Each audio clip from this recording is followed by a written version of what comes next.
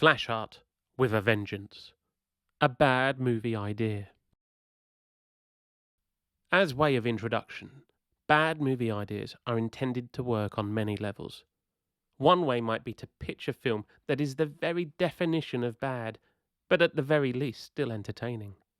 Another idea is to take an existing movie with an already established poor reputation, but then put a twist on it in order to make it better. With that in mind, I propose to improve Under Siege 2: Dark Territory from 1995. For those unfamiliar with the Steven Seagal classic, and I use that term in the very loosest sense, was one of the many die-hard rip-offs common to the era. The premise was simple. A team of terrorists hijack a passenger train travelling through the remote Rocky Mountains with the aim of hacking into a top-secret satellite that will rain down chaos upon the world unless their demands are met. It appears as if no one can stop them, apart from retired US Navy SEAL Casey Ryback, who just so happens to be travelling on board with his niece. From there, and almost single-handedly, Ryback takes on the terrorists, conveniently each in turn, until in the final moments he wins the day, and all without breaking a sweat. All standard stuff when it comes to your average run-of-the-mill action flick. Critics, unfortunately, rated it poorly, with some reviews calling it utterly forgettable, or an unfortunate return to form in regards to Seagal's lacklustre performance. How then is it possible to turn this poor excuse of a film around? Simple. By removing Steven Seagal and replacing the character of Casey Ryback with someone far better suited to the task.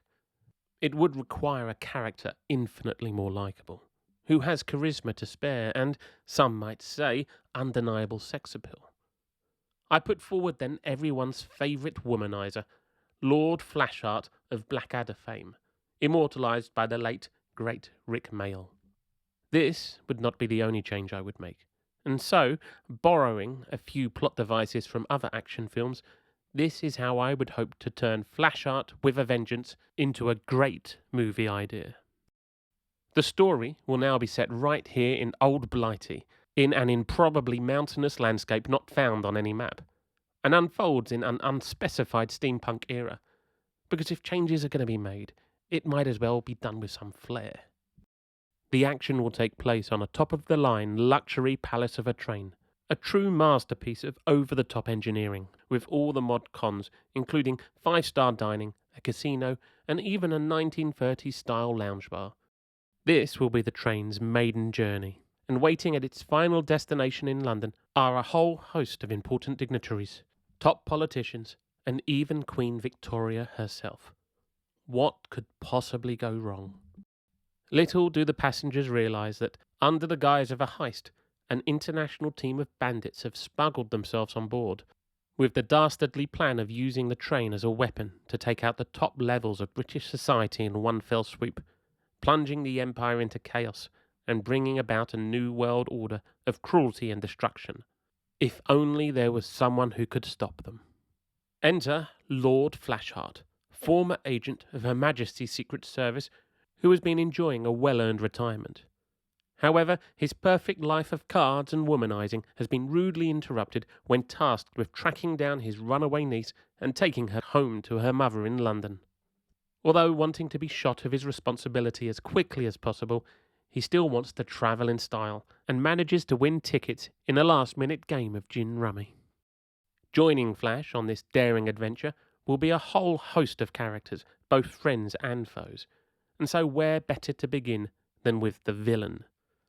At the head of an indeterminate number of disposable bandits is the Scarlet Crow, aka Mildred Wallace, a notorious criminal for hire wanted across the world for various daring murders and assassinations. She is driven to succeed and has a past with Flash. By her side is trusted, and not to mention ruthless henchman Hannibal Logan, a merciless killer with a savage scar down his face as if to emphasize the point. Still, Flash will not have to face this menace alone. American agent Connie Lovegrove, who has been hunting down Hannibal for her husband's murder, will join the effort to retake the train. Even his niece, Theodora Hazard, always one to get in trouble, will have a vital role to play. Up until when the train is taken, Flash will have been happy to leave her to run wild. Once it becomes clear what is going on, he will have no other choice but to rescue her, although only because her mother will never let me hear the end of it otherwise. From there, the action will move along apace, with Flash making his way through each carriage, seeing off every bandit who comes his way, with as many glib remarks and one-liners as it takes, such as leaving a taunting message, "Now I have a blunderbuss. Woof woof." All throughout, he will refuse to take the situation seriously, such as when the wealthy owner of the train is thrown to his death as they pass over an impossibly deep ravine. Flash will call out, "Damn you, the man owed me money." Despite the ease with which he handles the situation, his task will still not be an easy one, although it's exciting every step of the way, especially with an obligatory high-stakes rooftop chase as he attempts to free his niece, all whilst the train passes through treacherous mountain passes and naturally many low tunnels. Everything will draw to a head when the remaining bandits attempt to make their planned escape via an awaiting airship.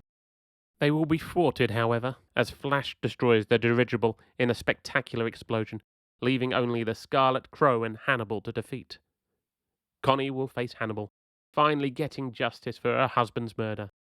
Flash's battle with Wallace will be far more dramatic, with each evenly matched until she falls to his relentless charm. Before being captured, however, she makes her escape, although still vowing to take her revenge another day. Even with the bandits defeated, the crisis is far from over. The train is still on course for total destruction, and with time rapidly running short, Flash and his friends will have to work fast.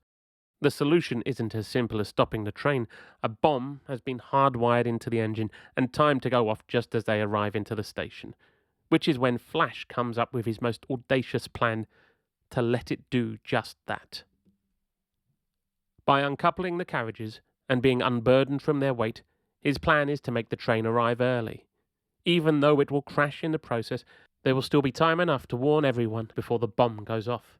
With the danger involved, he decides to take on this task alone, leaving everyone behind. Once underway, however, he finds that his niece has snuck on board with him. Although annoyed, Flash will be glad to have her by his side, and this gives them the chance to connect in what will likely be the only heartwarming moment of the entire film. The train will crash in dramatic fashion, and even though it seems like no one could have survived, both Flash and Theodora walk away unscathed, getting everyone to safety before the engine explodes, destroying the station entirely. The Queen will ask, "Was that really necessary, Flash?" To which he will reply with his usual gusto, "You know me, Queenie, I always like to make an entrance. Woof woof." So, with the day won, Flashheart with a Vengeance will draw to a close, and I hope you can agree that this new version of the movie is a vast improvement on the original. It would have been easy to keep going until I had an entire screenplay. So much so that I propose we all band together to bring Rik Mayall back from the dead and get this film made. In regards to possible sequels, Flashheart is the kind of man who will always go on to fight another day. So watch out for a future episode of Bad Movie Ideas, Flashheart, a sequel too far. Thank you for listening to Flashheart with a Vengeance, a bad movie idea. And if you have enjoyed this story, please feel free to like, comment, and follow for more.